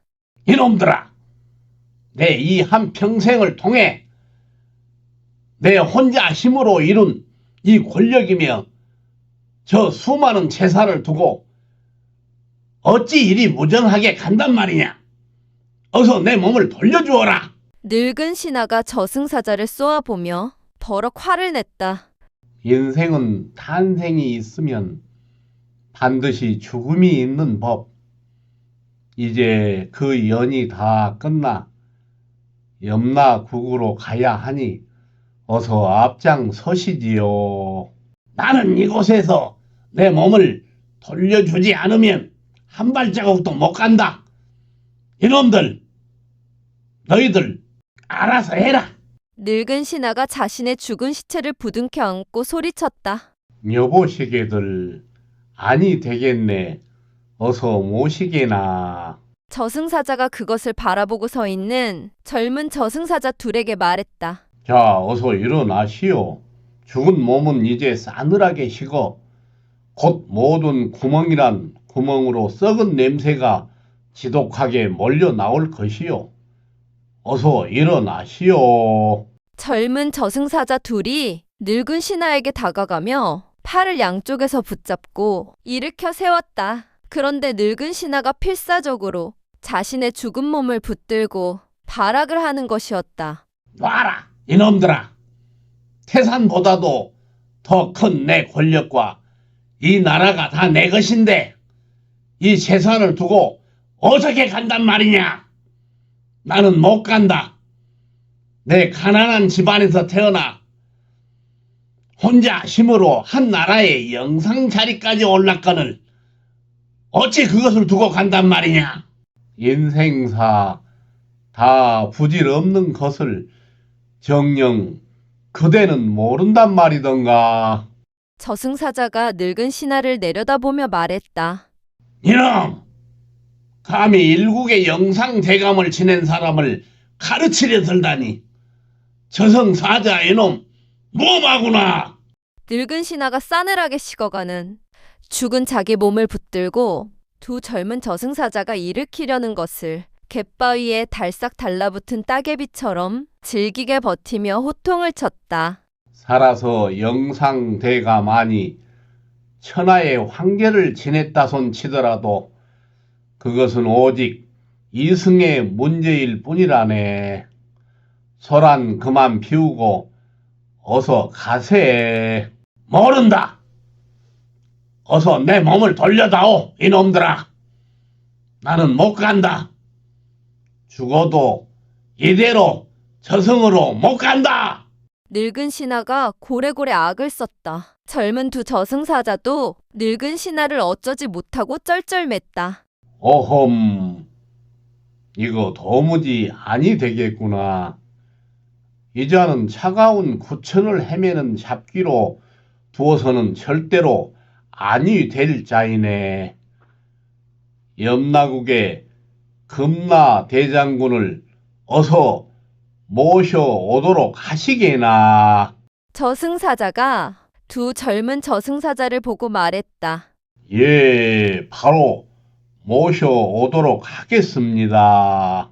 두 젊은 저승사자가 그렇게 말하더니 방을 나갔다. 늙은 신하는 자신의 죽은 몸을 붙들고 한숨을 푹 쉬더니 저승사자를 사납게 노려보다가 갑자기 태도를 쓱 바꾸고 아양을 떨며 말했다. 아이고, 저승사자님. 나를 한 10년만 이대로 더 살게 좀 봐주면 어떻겠습니까? 인생살이 100살은 채워야 하지 않겠습니까? 사람은 다 명운이 있는 법. 그것은 누구도 어찌할 수 없습니다. 저승사자가 냉정하게 잘라 말했다. 그럼 한 5년만이라도 좀 안 되겠소? 내 가진 재산의 절반을 그대에게 드리리다. 내 이 자리에서 그것을 지키리다. 나만 살려준다면 반드시 그리 하리다. 늙은 신하가 통사정을 했다. 참으로 가련하군요. 일국의 영상대감을 지낸 분이 몇 년을 더 살자고 저승사자를 제물로 매수하려 들다니. 허허, 참으로 한심스럽군요. 그만두시고 자, 어서 떠나시지요. 저승사자가 말했다. 못 가! 내 어찌 이 많은 재물과 권력과 영화를 두고 이리 빨리 간단 말이냐? 이놈, 나는 절대로 못 간다. 늙은 신하가 다시 돌변에 소리쳤다. 호호, 참으로 한심하구나. 누구는 나이 10살도 못 채우고 굶주림에 시달리다 죽어오는 자도 있고, 누구는 창검을 들고 살육 전쟁터에 나가 나이 20도 못 채우고 죽어오는 자가 부지기수건을 나이 90을 채우고 모든 권력과 영화를 다 누리었거늘 이리도 추하게 보챈단 말인가. 이놈, 저승사자라며 참으로 어리석구나. 머리 미련하고 능력 없고 복 없고 못난 놈들은 다 그리 죽는 것이 세상사 이치 아니더냐? 그걸 어찌 나와 견준단 말이냐? 늙은 신하가 호통을 치며 말했다. 호호, 50년도 전에 지은즉 그대를 내 잡아가려고 했지만 찰나의 이승에서 이슬처럼 사라져버릴 헛개비 같은 그깟 권력과 부귀와 영화를 누리면 얼마나 누리겠는가 하고 나이 90을 다 살도록 두었다는 것을 아는가? 참으로 한심한 작자로고. 저승사자가 차가운 미소를 띤 얼굴로 말했다. 내 이놈, 사랑을 오롱하다니. 어서 내 몸을 돌려주어라. 아니, 제발 저승사자님, 한 3년만이라도, 아니 1년만이라도 좀 나를 좀 살게 놔주시게나. 인생을 아직 아무런 정리도 못했는데 이리 데려갈선가? 저기 울고 있는 내 젊은 아내를 위해서라도 제발 좀 봐주시게나. 늙은 신하가 화를 내며 고함을 치다가 갑자기 통사정을 했다. 그러면서 자식들과 손자들 틈에 끼어 죽은 늙은 신하를 보고 아이고 아이고 통곡을 하고 있는 어여쁜 젊은 여인을 가리키며 말했다. 저 여인네도 당신이 돈과 권력을 이용해 회춘할 요량으로 노욕을 채우기 위해 부당하게 나머지 어린 딸을 붙잡아 와서 아내로 삼은 것이 아닌가. 뭐라? 다 저 끼니도 때우지 못하는 가난한 여인네를 위하여 내가 힘을 쓴 것이 아니냐. 잘 먹이고 잘 입히고 호강을 시켜주려고 그랬거늘.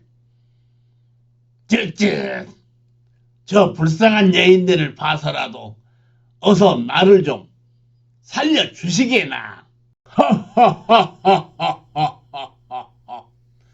그만 두시고 어서 앞장 서시지요. 그때 방문 앞이 황금빛으로 벼랑간 환하게 밝아오더니 오른손에 긴 칼을 들고 금빛 갑옷을 입은 수염이 새하얀 중년의 우람한 사내가 젊은 저승사자 둘과 함께 수많은 병조를 데리고 나타나 벼락같이 호령을 했다. 검나 대장군님 오셨군요. 어서 저자를 염라국으로 모시지요. 저승사자가 금빛 갑옷을 입은 금나대장군에게 말했다. 금나대장군이 방 안으로 쓱 들어서며 죽은 자신의 몸을 꽉 붙들고 있는 늙은 신하를 보고 말했다. 영상대감 나리, 참으로 오랜만이옵니다. 내가 누군 줄 아시겠습니까? 그 말을 들은 늙은 신하가 깜짝 놀란 눈으로 금나대 장군을 한동안 바라보다가 크게 비명을 질렀다.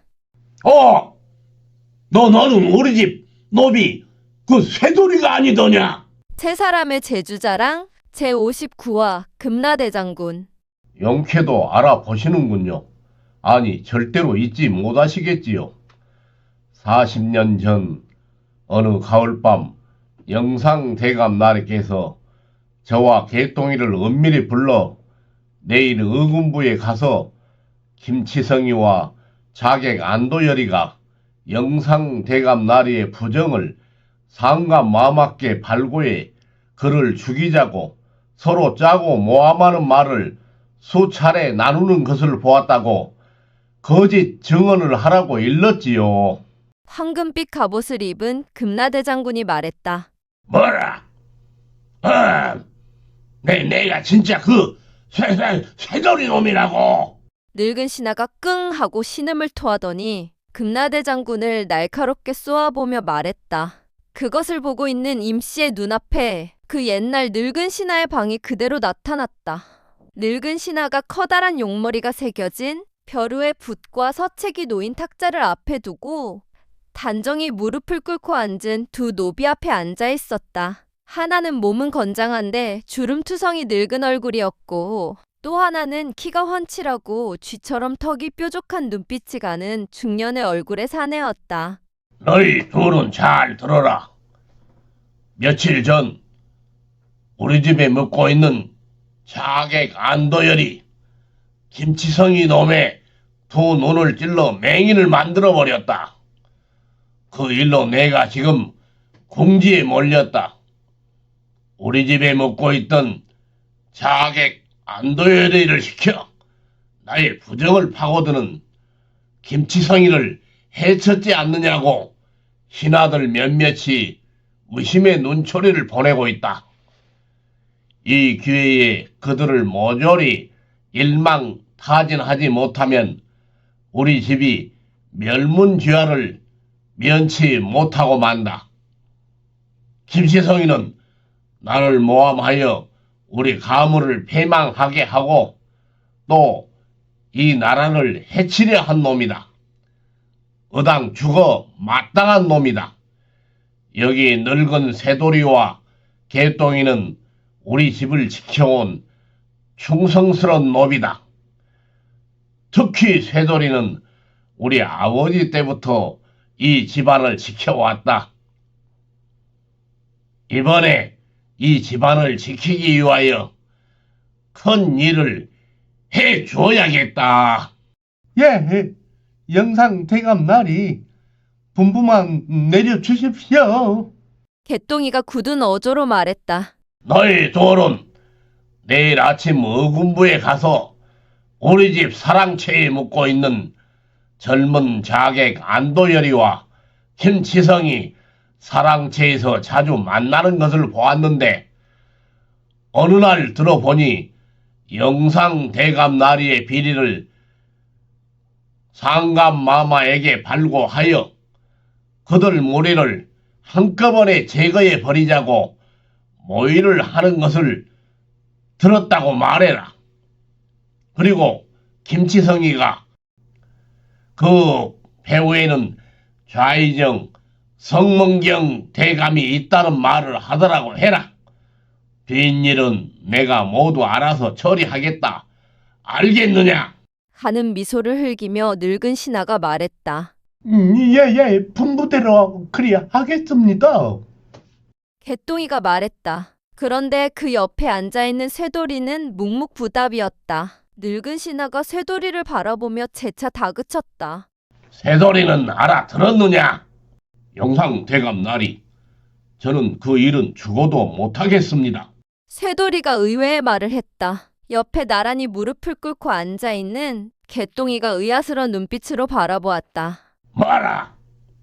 새돌아, 너 지금 뭐라 했느냐? 늙은 신하가 제 귀를 의심한 듯 말했다. 그런 짓은 죽어도 못한다고 했습니다. 새돌이가 단호하게 말했다. 왜 못한단 말이더냐? 늙은 신하가 순간 이를 벗갈며 사리가 번뜩이는 눈빛으로 새돌이를 노려보며 말했다. 어찌 사람으로서 없는 사실을 말해 생사람을 죽여 자신의 악행을 감추려 합니까? 더구나 주인님은 이 나라의 영상대감나리로서 상감마마의 뜻을 받들어 어질고 정의롭게 이 나라의 백성을 다스려야 하는데도 한갓 집안의 늙은 노비에게 거짓을 발고하라 하시니 이는 천부당 만부당한 일입니다. 영상대감나리 아니 주인님, 그 주인의 종이 되는 자로서 어찌 그 주인을 추악하게 망칠 수가 있겠습니까? 뭐라고? 이놈이 죽으려고 환장을 하였구나. 이 개만 또 못한 놈! 늙은 신하가 피를 토하듯 소리치며 벌떡 일어나더니 곧바로 탁자 위에 있는 용머리 벼루를 들어 쇠돌이의 머리를 향해 사납게 내리쳤다. 용머리 벼루가 쇠돌이의 머리에 쿵 하고 정통으로 내리찍혔다. 쇠돌이가 아악 하는 비명과 함께 그 자리에서 벌렁 쓰러져 나뒹굴어 버렸다. 그 머리에서 붉은 피가 마구 솟구쳐 흘러나왔다. 이 당장에 쳐 죽일 놈! 개를 먹이면 잡아먹기라도 하지. 주인을 모는 개는 더 이상 쓸모가 없다. 어디서 나를 가르치려 들다니. 이 천하에 개만 또 못한 놈. 여봐라, 개똥아, 저놈을 이 밤에 죽여 늑대가 뜯어먹도록 건너 산비탈에 어서 내다 버려라. 늙은 신하가 피를 흘리고 쓰러져 있는 쇠돌이에게 달려들어 목을 서너 차례 발길로 사납게 우지끈 짓밟으며 소리쳤다. 늙은 신하의 발길에 목이 짓눌린 채 숨을 겨우 몰아쉬면서 쇠돌이가 눈을 부릅뜨고 바라보며 신음을 토하듯 말했다. 저는 이 집안의 종이기 이전의 사람입니다. 주인이라는 사람이 어찌 그 노비된 자에게 절대로 사람으로서는 해서는 아니 될 악행을 저지르라는 것입니까? 주인이라는 자가 선행으로 참된 사람의 길을 이끌어 주지는 못할 망정 어찌 사람으로서 해서는 아니 될 거짓을 하라는 것입니까? 뭐라 개똥아, 어서 저놈의 주둥이를 단박에 짓이게 버려라. 치받쳐 오르는 격한 분노를 도무지 어쩌지 못하겠는지 늙은 신하가 온몸을 바르르 떨며 개거품을 물고 소리쳤다. 옆에 앉은 개똥이가 쇠돌이의 입을 향해 차돌같이 커다란 주먹을 들어 서너 차례 연거푸 내리 찍었다. 쇠돌이의 입에서 선열 붉은 피거품이 솟구쳐 흘러나왔다. 개똥아, 너는 어찌하여 내 놈 뼛속까지 종놈이더냐? 종이기 전에 사람으로서 사람답게 살아가야 할 다 같은 사람이 아니더냐? 내 평생 종살이를 하면서 이것을 깨우쳤거늘 개똥이 내 놈 자식들은 대대로 종살이를 벗어나지 못하겠구나. 철철철 붉은 피 흐르는 입을 열어 쇠돌이가 개똥이를 바라보며 죽을 힘을 다해 말했다. 매라고? 이 늙은 놈이 듣자 하니 정말 아가리 다치지 못해? 개똥이가 다시 늙은 쇠돌이의 피 흐르는 입을 향해 서너 차례 더 커다란 주먹을 내리찍었다. 쇠돌이의 입술은 바삭바삭 으깨져 피거품과 함께 핏방울이 사방으로 튀었다. 개새끼보다도 못한 놈. 개똥아, 어서 저놈의 속통을 당장에 끊어 죽여버려라. 늙은 신하가 소리쳤다. 예, 영상 대감 나리. 개똥이가 비장한 목소리로 대답을 하더니 쇠돌이를 어깨에 번쩍 둘러매고 잽싸게 방을 나갔다. 캄캄한 대문 앞 집안 후미진 마당가 음습한 헛간 안으로 쇠돌이를 둘러매고 간 개똥이가 우람한 손으로 쇠돌이의 목을 질끈 조여 누르면서 사납게 짓거렸다. 제 밥을 저는 주인도 몰라보고 그 주인을 물어뜯는 개만 또 못한 놈. 어디서 그 더러운 주둥이를 함부로 놀리는 게냐? 이 인간 악마를 섬기는 뼛속까지 저놈.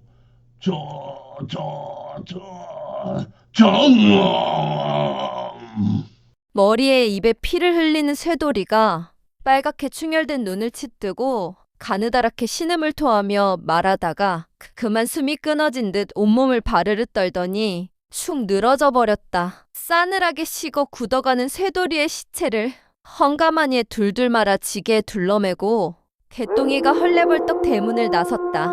산속 멀리서 울부짖는 굶주린 늑대밥이 되도록 하려는 것이었다. 임시 눈앞에 웬 지게를 진 시커먼 사내가 대문 밖을 나가는 모습이 보인다 싶었는데 순간 검은 옷을 입은 저승사자의 모습이 다시 나타났다. 저승사자가 죽은 몸을 붙잡고 있는 늙은 신하를 바라보며 말했다. 그날 밤 죽음의 고통을 넘어 인간의 진실을 지켜낸 그 쇠돌이가 생사윤회의 고통을 일순 찰나에 모조리 끊어버리게 되어 염라국에 와서 황금 갑옷을 입은 검라 대장군이 되었다오. 그리하여 죽어 염라국에 가기를 거부하는 죄 많은 가련한 영혼들을 붙잡아 들이는 일을 맡아 하는 것이라오. 자, 어서 가시지요. 우리 집 천하디 천한 정놈의 새끼. 주인 말을 거부한 개새끼만도 못한 쇠돌이 내놈이 염라국의 검라대장군이 되었다니 염라국이라는 곳도 알만하구나. 참으로 가소롭구나. 늙은 신하가 빈정거리며 말했다. 그래도 예정이 있어 잡아 가두어 갈 수는 없지 않나요?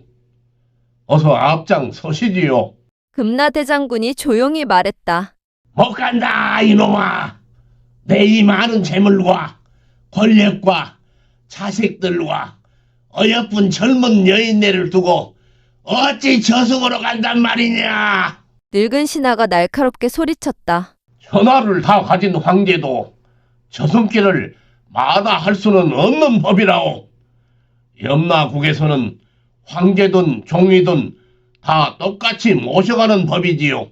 어서 모셔라. 금라대장군이 우레처럼 소리쳤다. 뒤에 서 있는 병졸들이 황금 그물을 가져오더니 늙은 신하의 손과 발을 칭칭 올가 묶어버렸다. 그러더니 공중에 풍선처럼 가볍게 붕 뛰어들고 나가는 것이었다. 안 간다 이놈들아. 못 간다 이놈들아. 그 안에 갇힌 늙은 신하가 길길이 날뛰었다. 그러나 아무 소용이 없었다. 공중에 뜬 황금 그물에 갇힌 늙은 신하는 마치 둥그런 혼불이 칠흑 금은밤 횃불이 활활 타오르듯 공중에 붕 떠서 그대로 가는 듯 그냥 끌려가는 것이었다. 저승사자님, 기왕 염라국으로 가는 길에 이자에게 마지막 세상 구경을 좀 시켜주는 것이 어떻겠소? 금라대장군이 저승사자에게 말했다. 같이 한 집에서 살았던 정 때문으로 저 무지한 탐욕만을 가진 자에게 인간 세상의 허상을 가르쳐주고 싶은 것이로군요. 다 부질 없는 것을. 저승사자가 말했다. 그래도 이승에서 한때 모셨던 주인이 아니겠습니까? 인생에서 죽음이란 것이 무엇을 뜻하는지 전혀 알지 못하는 저자에게 인생의 실상이 무엇인지 잠깐이나마 보여주고 싶군요. 금라대장군이 말했다. 좋습니다. 그렇다면 먼저 저자가 모신 상감마마에게로 가보아야 하지 않겠소. 아마 지금쯤 저자의 부고가 도착해 있지 않겠습니까? 저승사자가 말했다. 세 사람의 제주자랑 제60화 내기. 좋습니다. 그리로 가시지요. 여보라, 모든 병졸들은 염라국으로 돌아가고 저자를 체포해 가는 병졸 돌만 나를 따라라. 저자를 임금이 있는 대궐로 모셔라. 그곳을 지나갈 것이다. 예, 대장군. 염라국 병졸이 대답했다. 황금빛 창을 들고 사위를 에워싸고 구름처럼 무수히 서 있던 병졸들은 삽시에 사라져버리고 늙은 신하의 영혼을 황금 그물에 가두어 들고 가던 병졸 둘만이 저승사자와 금나대장군을 따랐다. 이놈들아, 나를 좀 놔주어라. 나를, 이놈들아, 어서 풀어주어라. 늙은 신하가 길길이 날뛰며 발악을 했다. 좀 조용히 좀 들어보시오. 지금 임금이 있는 대궐로 가는 길이라오. 그런데 영상 대감 날이 나하고 내기를 할 수 있겠소? 금나대장군이 늙은 신하에게 의외의 제안을 했다. 그래, 무슨 말이더냐? 발악을 하던 늙은 신하가 멈칫하며 말했다. 평생을 바쳐 모셔온 상감마마께서 우리 영상 대감 나리의 죽음에 대한 소식을 들으면 과연 어떠실까요? 만약 영상 대감 나리께서 상감마마가 어떤 말을 하실 건지 정확히 맞춘다면 내 이승에서 한 10년 더 살 수 있게 저 몸을 곧바로 돌려드리리다. 금나대장군이 말했다. 그거 왜 정말이냐? 늙은 신하가 솔깃하여 말했다. 염라국 금나 대장군이 죽어오는 영혼에게 어찌 거짓말을 할 수 있겠습니까? 그것은 염려 마시지요. 더구나 여기 증인으로 저승사자님이 있지 않습니까? 그렇지요. 금나대장군이 저승사자를 바라보며 말했다. 허허, 금나 대장군님께서 또 부질없는 약속을 하시는군요. 이러다가 염라 대왕님께서 이 일을 알게 되면 어쩌려고 그러십니까? 저승사자가 말했다. 모든 것은 제가 책임지겠습니다. 저승사자님은 그저 증인만 서주시면 됩니다. 금나대장군이 말했다. 좋습니다. 금나 대장군님께서 이자를 이승에서 주인으로 모셔온 인연으로 특별히 마음을 쓰시는 것 같으니 제가 증인을 서드리겠습니다. 저승사자가 말했다. 영상대감 나리, 저승사자님의 말씀 들으셨지요? 자, 그렇다면 영상대감 나리의 죽음의 소식을 들은 상감마마께서 어떻게 하시겠습니까? 그야 물론 그 자리에서 슬피 울면서 당장에 모든 신하들을 대전으로 불러들여 성대하게 장례를 치를 의논을 하라 하시고 그들과 함께 몸소 내 빈소로 찾아와 직접 장례를 주관하지 않겠느냐? 늙은 신하가 단호하게 말했다. 과연 그럴까요? 내가 한평생 임금을 보좌해 오면서 수차례 외적을 물리쳤고 권좌를 노리는 사악한 반역의 무리들을 3번이나 소탕하여 모조리 척살하여 그 자리를 온전히 보정케 했으니 내 공을 임금이 모르실 리 없다. 내가 아니었다면 지금의 그 자리는 벌써 다른 자의 자리가 되어버렸을 것이다. 더구나 나는 어린 두 딸을 임금에게 드린 장인이 아니더냐. 그런 나의 죽음에 임금이 나 몰라라 한다면 이는 인간이 아닌 것이다. 늙은 신하가 힘주어 말했다. 정말 그럴까요? 금나대장군이 말했다. 이람! 밥을 주는 그 주인을 배신하고 물어뜯었던 개만도 못한 새돌이 내 놈과 다 같은 줄 아느냐? 어디서 그 천한 입을 함부로 놀리느냐? 늙은 신하가 버럭 화를 내며 소리쳤다. 왜 그리 화를 내십니까?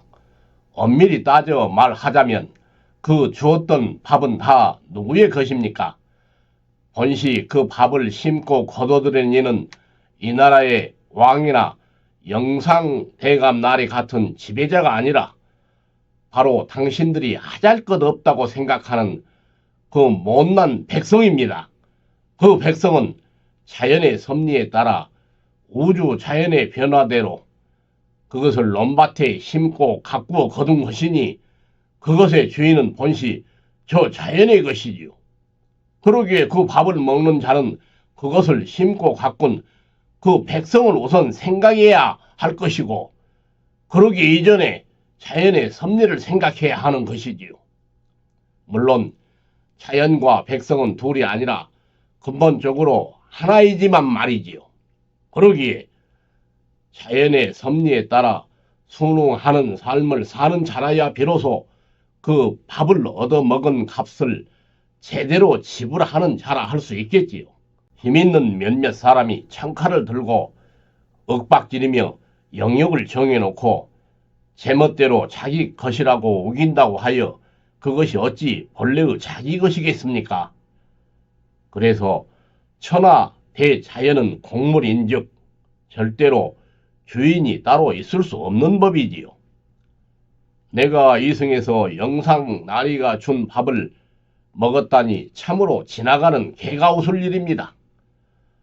그렇다면 자랑무도한 악인이 창칼로 위협하여 온갖 사기로 백성에게 빼앗은 밥을 제가 얻어먹고 한평생을 살았던 것이 된다면 이는 얼마나 추악한 삶이 되겠소.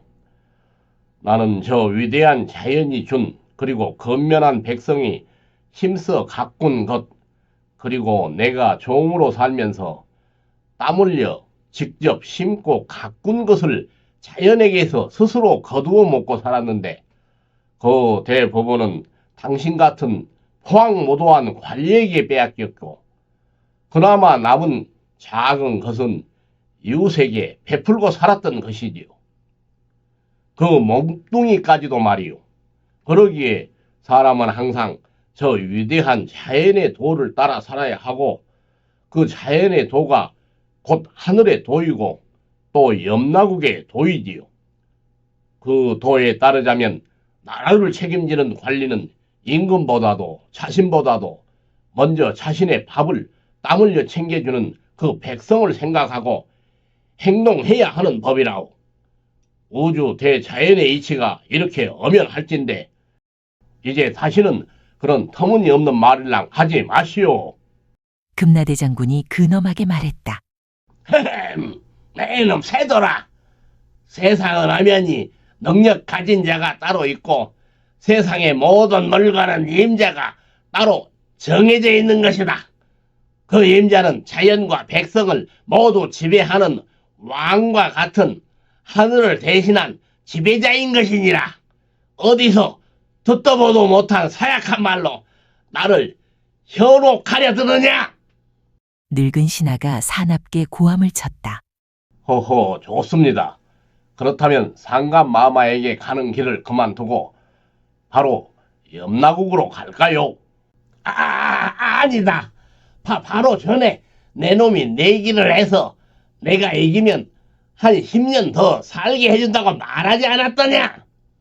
늙은 신하가 표정을 쓱 바꾸며 말했다. 좋습니다.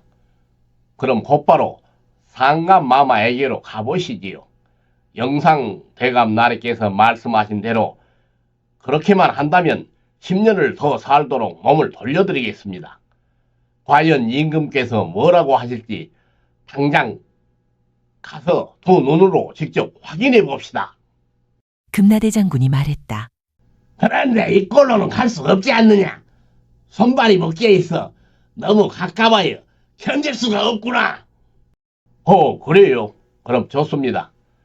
당장 풀어드리기로 하지요. 대신 내기에서 진다면 그때는 군말 없이 염라국으로 따라가시는 것입니다. 좋다. 내 그때는 모든 것을 포기하고 저승으로 갈 것이다. 늙은 신하가 단호하게 말했다. 아마도 자신의 말대로 될 것이라는 것을 마음속으로 굳게 확신하고 있는 것이었다. 좋습니다. 약속하신 것을 잊어서는 아니 됩니다. 만약 그것을 어기면 더 크고 단단한 그물에 갇혀가게 될 것입니다. 금나대 장군이 확인하듯 말했다. 내 이놈 새더라. 너는 어찌 사람의 말을 믿지 못하느냐? 주인을 배신하고 물어뜯더니 이 고약한 놈이로구나. 늙은 신하가 대뜸 호통을 치며 말했다. 좋습니다. 여봐라, 어서 저자를 풀어주어라. 금나대장군이 염라국 병졸에게 명령했다. 병졸이 황금 그물을 풀더니 늙은 신하를 옥죄어 묶은 손과 발을 풀어주었다. 아이, 시원하다. 아이고, 내 죽을 뻔했구나. 어서 상감 마마에게로 가자. 앞장서라. 어서. 늙은 신하가 당당하게 소리쳤다. 그 소리가 끝나기 무섭게 임씨의 눈앞에 국화무늬 문살이 화사하게 그려진 어느 커다란 방문이 번쩍 나타났다. 그 방문 앞에는 막 당도한 저승사자와 금나대 장군과 늙은 신하의 영혼, 그리고 두 젊은 저승사자와 병졸 둘이 뒤에 나란히 서 있었다. 우리 옛날 이야기 전설천하 재미있게 들으셨나요? 다음 이야기 계속해서 들으시려면 구독, 좋아요, 알림 설정 꼭 해주시기 바랍니다. 오늘도 즐겁고 행복한 하루 되세요. 저는 유희선이었습니다. 감사합니다.